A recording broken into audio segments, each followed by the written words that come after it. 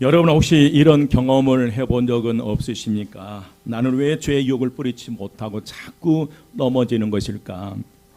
나는 왜 자꾸 같은 죄를 반복하면서 살아가고 있을까? 진짜 하나님의 뜻대로 살고 싶은데 왜 마음과는 다르게 자꾸 다른 행동이 나오는 것일까?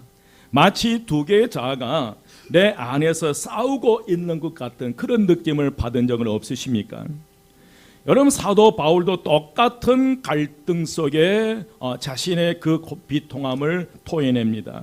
로마서 7장 22절에서 23절 말씀에 그 치열한 내적 갈등을 고백합니다. 내 속사람으로는 하나님의 법을 즐거워하지만 내 지체 속에는 다른 법이 내 마음의 법과 싸워서 나를 죄의 법으로 이끌어 간다는 것입니다. 그리고 오호라 나는 공고한 사람이로다 라고 단식합니다. 하지만 로마서 8장에 이르러 그는 놀라운 그 선언을 하게 되는데, 그러므로 이제 그리스도의 소 안에 있는 자에게는 결코 정죄함이 없나니 이는 생명의 성령의 법이 너를 죄와 사망의 법에서 해방하였느니라. 아멘.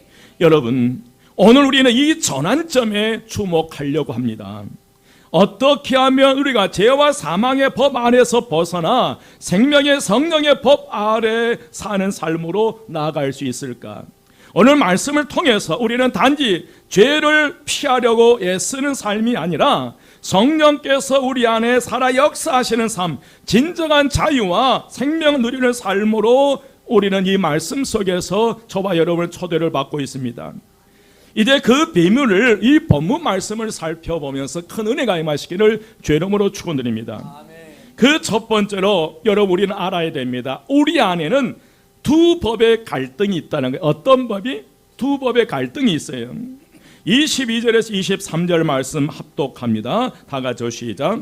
내 속사람으로는 하나님의 법을 즐거워하되 내 지체 속에서 한 다른 법이 내 마음의 법과 싸워 내 지체 속에 있는 죄의 법으로 나를 사로잡는 것을 보는도다.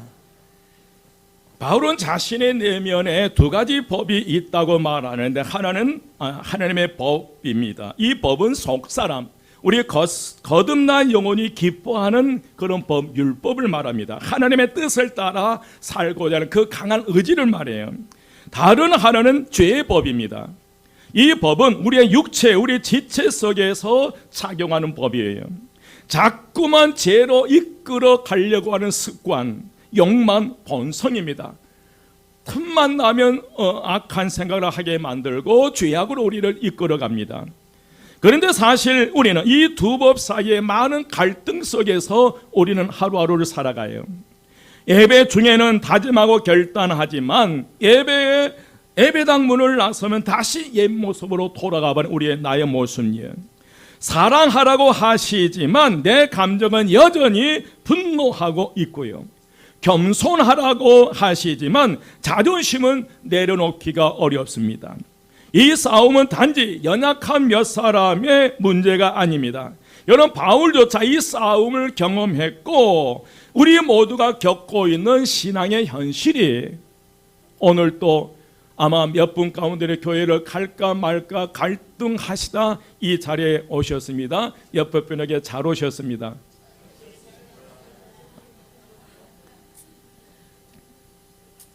그런데 여러분, 이것은 거듭난 성도에게 나타난 아주 자연스러운 현상이에요. 우리 안에서 하나님의 법과 죄의 법이 계속 갈등을 일으키고 있는데, 이 거룩한 하나님의 백성들에게 아주 자연스러운 현상입니다. 이 갈등은 신앙 없는 증거가 아니라 신앙이 있다는 증거예요. 우리 안에서와 죄와 싸우는 내적 갈등은 우리의 신앙이 그래도 지금 살아있다는 거예요. 오늘 하나님의 법과 죄의 법이 내 안에서 갈등하고 있다고 하는 것은 그래도 내 신앙이 살아있다는 증거인 줄 믿습니다. 여러분, 진정으로 예수님을 믿지 않는 사람은 죄 짓는 일에 고민도 하지 않을 뿐더러 죄와 싸우지도 않아요. 왜 그렇습니까? 죄를 죄로 여기지 않기 때문에 그래요. 하지만 우리는 우리 안에 성령님이 계시기 때문에 죄를 죄로 깨닫고 갈등하고 있다는 거예요. 그러므로 이 갈등은 패배의 증거가 아니라 내 신앙이 아직도 살아있다는 증거라는 거예요. 옆에 분 한번 보시고 한번 웃어주시고, 신앙이 살아있습니다. 아멘. 여러분, 영적 거장인 사도 바울도 하나님의 법과 이 죄법 사이의 갈등 속에서 절규하고 있습니다. 24절이면 어떻게 절규하냐면 24절 합독합니다. 다 같이 시작. 오호라 나는 곤고한 사람이로다. 이 사망의 몸에서 누가 나를 건져내랴. 아멘. 새번역 성경에서 어떻게 외치냐면 나는 비참한 사람입니다. 누가 이 죽음의 몸에서 나를 건져 주겠습니까? 스스로 비참한 몸이라고 고백해요. 그런데 여러분, 여기서 중요한 것은 바울이 무엇으로가 아니라 누가라고 말하고 있다는 거예요. 이는 바울이 바라보는 해결책은 어떤 프로그램이나 방법이 아니라 오직 예수 그리스도의 힘을 선언한 거예요. 자신을 비참하게 만드는데 그 비참한 가운데서 자신을 살아나게 하는 것은 어떤 프로그램, 어떤 방법이 아니라 나를 그 비통함 속에서, 그 소굴 속에서 빠져나오게 하는 것은 방법이 아니라 오직 누구라는 거예요? 예수 그리스도라는 거예요. 절망 가운데 바울은 구세주이신 예수 그리스도를 바라봅니다. 여러분 꼭 기억하십시오. 구원은 내가 이루어내는 것이 아니라 하나님이 이루어주신 은혜인 줄 믿습니다. 내 구원은 내가 힘써서 노력해서 얻는 것이 아니라 하나님께 주신 은혜의 선물이에요. 우리의 힘으로 죄를 이기려 하면 더 깊은 절망에 빠지게 됩니다. 그러나 우리가 주님 앞에 엎드려 주여 누가 나를 건져 주실 수 있겠습니다라고 고백할 때 예수 그리스도 안에서 생명의 문이 열리는 역사가 일어나리라 믿습니다. 이제 바울은 절망 가운데 하나님께 감사합니다. 뭔가를 깨달았다는 거예요. 25절 말씀 함께 봉독합니다. 25절 다 같이요. 시작. 우리 주 예수 그리스도로 말미암아 하나님께 감사하리로다. 그런즉 내 자신이 마음으로는 하나님의 법을, 육신으로는 죄의 법을 섬기노라. 아멘. 우리 주 예수 그리스도로 말미암아 하나님께 감사하리로다. 그 답을 얻었다는 거예요. 내 자신이 비록 마음으로는 하나님의 법을, 육신으로는 죄의 법을 섬기고 있지만 그럼에도 불구하고 하나님 감사합니다. 여러분, 이 말씀은 단순한 기도문이 아니에요. 전환점입니다. 이제 바울은 더 이상 자기 힘으로 싸우지 않겠다는 선언이에요. 예수 그리스도 안에서 새로운 능력을 바울은 발견한 거예요. 예수 그리스도 안에서 그 답을 찾아냅니다. 여러분 어떻게 찾아냈습니까? 그리스도 예수 안에 있는 자에게는 결코 뭐함이 없다? 정죄함이 없다. 그래서 두 번째로 함께 읽겠습니다. 다 같이 시작. 그리스도 안에 있는 자는 정죄함이 없습니다. 아멘. 1절 말씀, 8장 1절 말씀 합독합니다. 다 같이 시작. 그러므로 이제 그리스도 예수 안에 있는 자에게는 결코 정죄함이 없나니. 아멘. 그러므로 이제 그리스도 예수 안에 있는 자에게는 결코 정죄함이 없다. 이 말씀은 복음의 핵심이에요. 그러므로 이제라는 이 단어의 의미가 주는 것은 예수님의 십자가와 부활 이후에 새로운 시대가 열렸다는 거예요. 다시 말씀드리면 우리가 저와 여러분이 예수 그리스도를 주님으로 고백하는 그 순간 새로운 길이 열렸다는 거예요. 예수 믿기 전과 예수를 믿고 난 이후에 우리의 삶에 새로운 시대가, 새로운 길이 열렸다는 선언이에요. 그래서 전환입니다. 예수 믿기 전에 살았던 내 삶에서 예수 그리스도를 믿음으로 말미암아 이 삶의 전환이에요. 여러분, 죄가 다스리던 옛 시대는 끝났고 은혜와 생명이 다스리는 시대가 도래했다는 선언이에요. 그래서 바울은 더 나아가서 그리스도 예수 안에 있는 자에게는 결코 정죄함이 없다라고 선언해요. 여기서 핵심은 그리스도 예수 안에 있는 자예요. 이 표현은 단순히 예수님을 믿는 자란 뜻을 넘어섭니다. 이는 마치 한 사람이 어떤 나라의 시민권을 얻었을 때 그 나라의 법과 보호 아래 놓이듯이 그리스도라는 생명의 영역으로 들어온 사람을 의미한다는 거예요. 쉽게 말하면 저와 여러분 대한민국이라는 이 국적을 가지고 있을 때 그 국적으로 인해서 온갖 혜택을 누리는 거예요. 그러나 여러분 외국인 노동자들은 그 혜택을 누리지 못하는 거예요. 아프면 병원에 가는데 의료보험 혜택을 못 받아요. 그런 것처럼 우리가 그리스도 안에 있다고 하는 것은 바로 그리스도의 생명의 영역 안으로 들어온 사람을 의미하는 거예요. 예수 그리스도와 연합한 사람을 의미합니다. 또한 정죄함이 없다는 이 말씀에 정죄란 죄가 있는 것으로 판정한 것을 의미해요. 정죄, 죄가 있다라고 판정받는 거예요. 죄가 있다고 판정되면 이제 감옥으로 들어가잖아요. 죄가 있는 것으로 판정을 받으면 죄에 대한 대가를 치러야 하는데 죄의 결과는 심판이고 죽음이라는 거예요. 여러분 왜 우리가 죽습니까? 죄의 결과, 죄의 심판은 바로 죽음이에요. 그런데 이 정죄함이 없다는 것입니다. 이는 단순히 죄가 없다는 뜻이 아니라 정죄라는 이 단어는 법적인 선언이에요. 마치 재판장에서 판사가 피고에게 무죄를 선포하는 것처럼 하나님께서 더 이상 그리스도 안에 있는 자를 심판하지 않겠다고 선언한 거예요. 어떤 사람에게요? 어디 안에 있는 사람에게? 그리스도 예수 안에 있는 이들에게요. 여러분 왜 그렇습니까? 오늘 저와 여러분이 어려워서가 아니라 그리스도께서 우리의 죄를 담당하시고 심판을 받으셨기 때문에 그래요.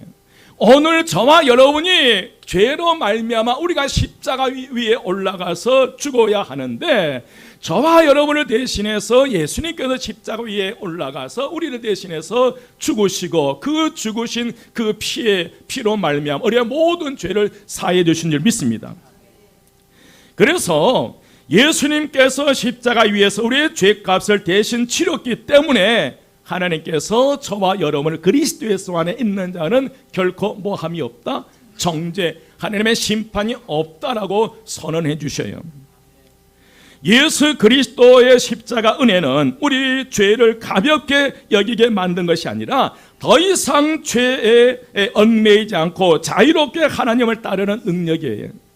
예수님께서 십자가에 죽으시고 흘리신 보혈로 오늘 저와 여러분의 죄를 사해 주셨는데 저와 여러분의 죄를 좀 더 가볍게 만드는 것이 아니라 더 이상 죄에 얽매이지 않는 삶을 살아도록 정죄함이 없다고 선언해 주신 줄 믿습니다. 그렇다면 여러분 바로 우리가 그리스도 안에 있을 때 이게 가능하다는 거예요. 누구 안에 있을 때? 그리스도 예수 안에 있을 때요. 그렇다면 여러분 그리스도 안에 계십니까? 옆에 분에게 한번 물어주세요. 여러분 그리스도 안에 계십니까? 왜 망설이세요? 다시 한번 묻습니다. 그리스도 안에 계십니까? 왜 이건 선언하셔야 됩니다. 입술로 고백하셔야 돼요. 여러분은 그리스도 안에 계십니까? 아직도 몇 분이 안 하신 거예요. 다시 묻습니다. 끝까지 할 겁니다. 왜냐하면 너무 중요한 선언이에요. 여러분 그리스도 안에 계십니까?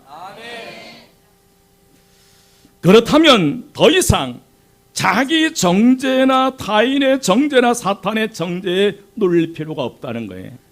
더 이상 사람의 말 한마디에 우리가 절망할 필요는 없다는 거예요. 사탄의 관계와 속임수에 넘어가 절망 가운데 살아갈 필요가 없다는 거예요. 하나님은 그리스도 예수 안에 있는 저와 여러분을 결코 정죄하지 않으신다고 선언하셨습니다. 그러면 우리가 그리스도 안에 있는 우리는 어떤 삶을 살아가야 할 것인가? 어떤 삶을 살아갈까? 그래서 세 번째로 함께 읽겠습니다. 세 번째로 다 같이 시작. 생명의 성령의 법이 적용되는 삶을 살아가야 합니다. 여러분 우리는 생명의 성령의 법이 적용되는 삶을 살아가야 해요. 우리의 인생에는 끊임없이 법이 작용합니다.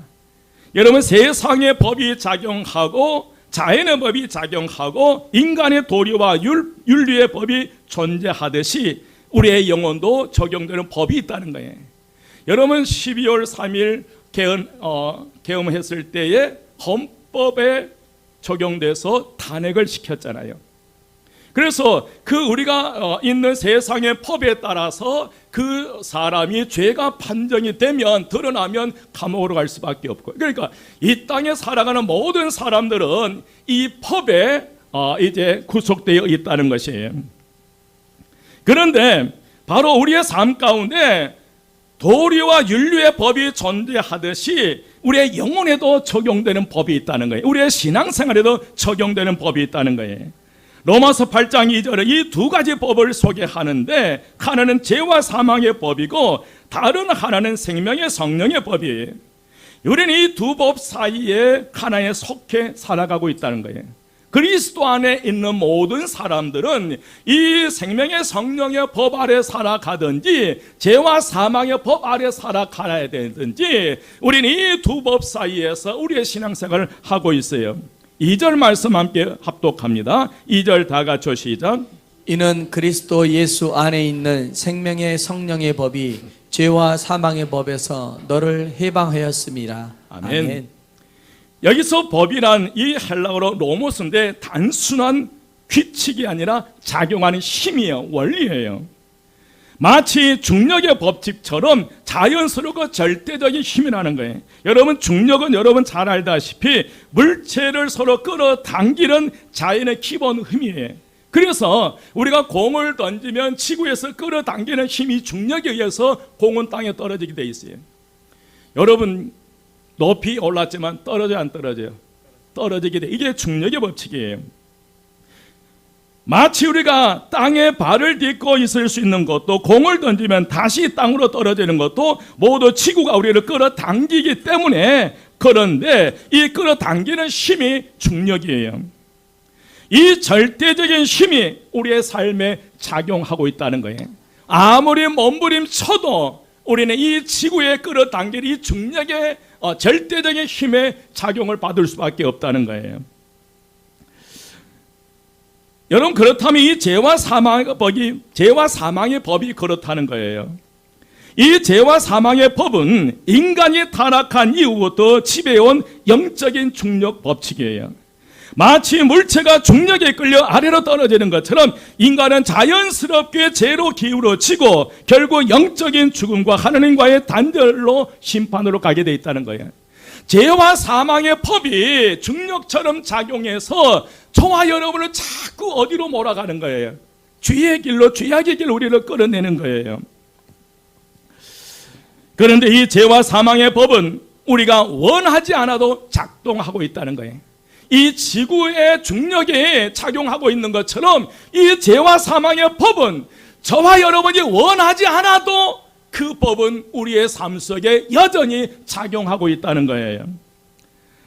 죄는 우리를 유혹하고 결국 사망으로 끌어가고 있습니다. 그런데 이 법은 인간의 의지만으로는 이 법에서 벗어날 수 없다는 거예요. 우리가 아무리 착하게 살려고 했어도 죄의 본성과 힘은 우리 안에 끊임없이 역사하고 있어서 우리를 죄악 가운데로 이끌어간다는 거예요. 그래서 사도 바울은 8장에 넘어가면서 완전히 반전된 선언을 해요. 그게 로마서 8장 1절이에요. 함께 봉독하겠습니다. 다 같이 시작. 그러므로 이제 그리스도 예수 안에 있는 자에게는 결코 정죄함이 없나니. 아멘. 대반전이에요. 그러면 이제 그리스도 예수 안에 있는 자에게는 결코 뭐가 없다? 정죄함이 없다는 거예요. 왜일까? 바로 예수 그리스도 안에 있는 저와 여러분에게 생명의 성령의 법이 작용하고 있다는 거예요. 옆에 분에게 말씀이 있어요. 당신에게는 생명의 성령의 법이 작동하고 있습니다. 바울이 단호하게 1절에서 외침은 이제 그리스도 예수 안에 있는 자에게는 결코 정죄함이 없는데, 그 이유가 오늘 생명의 성령의 법이 그리스도 안에 있는 자에게, 그리스도 안에 있는 생명의 성령의 법이 작동하고 있기 때문에 바울은 단호하게 이 선언을 하는 거예요. 로마서 8장 2절 다시 한번 합독합니다. 8장 2절 말씀 다 같이 시작. 이는 그리스도 예수 안에 있는 생명의 성령의 법이 죄와 사망의 법에서 너를 해방하였음이라. 다시 한번 합독합니다. 안 한 사람 몇 분이 꼭 계셔요. 입을 보고 있습니다. 다 같이 시작. 이는 그리스도 예수 안에 있는 생명의 성령의 법이 죄와 사망의 법에서 너를 해방하였습니다. 아멘. 여러분, 생명의 성령의 법은 단순히 도덕적인 법이 아니라는 거예요. 이것은 하나님의 생명, 그 성령께서 우리 안에 실제로 내주하셔서 죄의 힘보다 더 강력한 능력으로 우리를 새롭게 하시는 법이라는 거예요. 이 법은 죄를 이기게 하고 새 생명 가운데 행하게 하며 하나님을 기쁘시게 하는 삶으로 인도하는 것, 이게 생명의 성령의 법이라는 거예요. 예를 들면 여러분, 비행기가 날 수 있는 이유는 양력의 법칙입니다. 양력의 법칙은 물체를 위로 끌어올리는, 끌어뜨게 해주는 힘이에요. 중력은 늘 아래로 끌어내리고요, 양력은 위로 물체를 위로 뜨게 해주는 힘이에요. 그래서 비행기는 엔진의 추진력과 날개의 구조가 양력을 만들어내면 그 양력이 더 큰 힘으로 작동함으로 비행기는 하늘로 나를 수 있다는 거예요. 이 비행기가 쇳덩어리지만 그러나 그래서 지구는 자꾸 그 비행기를 끌어당기는 힘이 중력에 의해서 끌어당기고 있지만, 그러나 이 엔진의 추진력에 의해서 그걸 초월하는 거예요. 그래서 비행기는 중력의 법칙을 깨뜨려 버리고 위로 하늘을 날 수 있다는 거예요. 여러분, 한 조종사가 처음 비행 훈련을 받던 시절이었습니다. 그는 조종석에 앉자마자 교관에게 물었습니다. 이 쇳덩어리가 어떻게 하늘을 날 수 있습니까? 그러자 교관은 이렇게 설명합니다. 맞습니다. 이 비행기는 분명히 쇳덩어리입니다. 그냥 두면 땅에 떨어질 수밖에 없죠. 그게 중력의 법칙입니다. 하지만 그 중력의 법칙보다도 더 강한 법이 있어야 해요. 그것이 바로 양력의 법칙입니다. 엔진의 추진력과 날개의 구조가 양력을 만들어내면 중력의 법칙을 이기고 하늘을 날 수 있어요. 그때 조종사는 그 말을 듣고 마음속으로 깨달았습니다. 중력을 없애는 것이 아니라 더 강한 법이 작용하면 하늘을 날 수 있구나. 중력을 없애기 위해서 몸부림치는 것이 아니라 더 강한 법이 작용하면 그 중력을 깨뜨리고 하늘을 날 수 있다는 거예요. 여러분, 우리도 마찬가지입니다. 죄와 사망의 법이 우리를 끌어내리려는 중력이라면 생명의 성령의 법은 우리를 끌어올리는 양력과 같은 원칙이에요. 그런 법칙이에요. 여러분, 죄와 사망의 법은 우리를 삶 가운데 계속 작동하여 우리를 자꾸 넘어지게 하고 좌절하게 만들고 절망하게 합니다. 하지만 그리스도 예수 안에 있는 저와 여러분에게는 생명의 성령의 법이라는 양력이 작동함으로 우리는 하늘을 날 수 있는 힘과 능력이 우리에게 있는 줄 믿습니다. 그렇다면 여러분, 생명의 성령의 법은 무엇입니까? 그것은 예수 그리스도 안에서 성령님이 우리 안에 새로 작동시키는 원리이고 능력이고 힘이라는 거예요. 죽음의 두려움에서 벗어나 참된 생명을 누리게 하는 힘이 있어요. 하나님의 성령이 우리 안에 내주하셔서 죄를 이기게 하고 거룩한 삶을 살아가도록 우리를 도와주신다는 거예요. 그래서 생명의 성령의 법은 단지 원칙이 아닌 실제로 삶 속에서 작동되는 힘과 능력이라는 거예요. 여러분, 생명의 성령의 법은 단지 규칙이 아니라 이 성령의 내적 역사로 인해 우리의 성품과 행동을 변화시키는 힘과 능력이라는 거예요. 여러분, 생명의 성령의 법은 단지 법의 원리가 아니라는 거예요. 그 규칙이 아니라는 거예요. 어떤 작동하는 힘이가 원리예요. 이 영적인 힘이 오늘 저와 여러분의 삶 속에서 강하게 드러나시기를 죄로으로 축원드립니다. 여러분, 생명의 성령의 법은 죄와 사망의 법을 무력화시키고 우리 안에 참 생명을 주시는 능력의 법입니다. 그러면 우리가 생명의 성령의 법이 우리의 삶 속에 작용되었을 때 어떤 변화가 일어났을까? 세 번째로 생명의 성령의 법이 적용될 때 나타나는 변화예요. 첫 번째로 죄책감에서 뭐 하게 된다? 해방되는 거예요. 1절 말씀, 8장 1절 말씀 함께 봉독합니다. 다 같이 시작. 그러므로 이제 그리스도 예수 안에 있는 자에게는 결코 정죄함이 없나니. 아멘. 여러분, 생명의 성령의 법은 우리를 죄로부터 자유케 해요.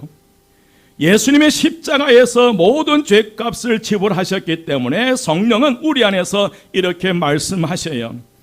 내 죄는 사함을 받았고 너는 더 이상 정죄함을 받지 않는다.